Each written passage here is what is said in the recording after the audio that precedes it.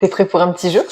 11 signes que tu as été élevé par des parents émotionnellement abusifs et violents. Comme d'habitude, tu comptes le nombre de signes par lesquels tu te sens concerné et tu me mets tes résultats dans les commentaires. 1. L'inceste émotionnel, qui est différent du climat incestuel. Quand l'enfant est conditionné par son parent à combler les besoins du parent et est traité par son parent comme un conjoint de remplacement. Bien souvent, de par les dysfonctionnements du parent, il n'est absolument pas conscient de la charge qu'il fait peser sur son enfant. Et ça génère une culpabilité énorme chez l'enfant parce que le parent compte et dépend de son enfant pour un support émotionnel et plus tard, quand l'enfant devient adulte, un support matériel. 2.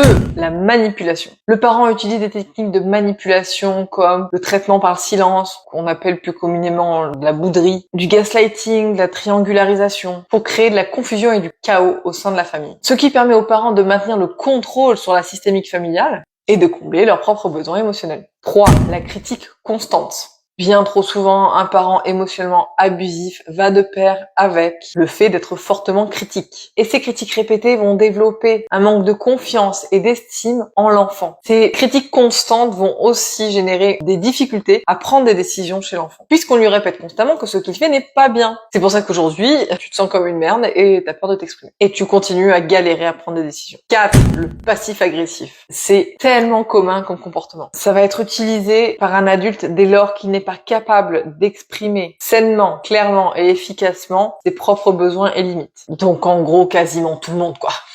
Comme tu ne sais pas les exprimer et les faire valoir, tu te tais, tu gardes pour toi, tout en ayant des comportements agressifs, et à un moment donné, ça va péter. 5. Les menaces. Généralement utilisées comme une forme de punition. Savoir que c'est très malsain pour le développement de l'enfant. Car il apprend à se comporter par peur de la punition. Et pas en comprenant ce qui est juste et correct pour lui et pour les autres. C'est des phrases que tu as dû entendre dans ton enfance. Si tu ranges pas tes jouets, je vais les mettre à la poubelle. Si t'es pas sage, le Père Noël ne passera pas. Arrête de pleurer ou tu vas t'en prendre une. Terrifiant pour un enfant et en même temps, c'est très manipulateur de la part du parent. 6. L'humiliation. Personne n'aime être moqué, mais alors encore moins quand ça vient de ses parents. Les mêmes personnes qui sont censées assurer sa sécurité et un amour inconditionnel. Cette forme d'abus est cruelle et est souvent utilisée pour blesser l'enfant, pour l'atteindre. Comme partager des informations privées au sujet de l'enfant à d'autres personnes, comme faire des pranks à ton enfant, le filmer et le poster sur internet, alias toutes les chaînes qui exploitent et abusent leur enfant pour du contenu et des vues.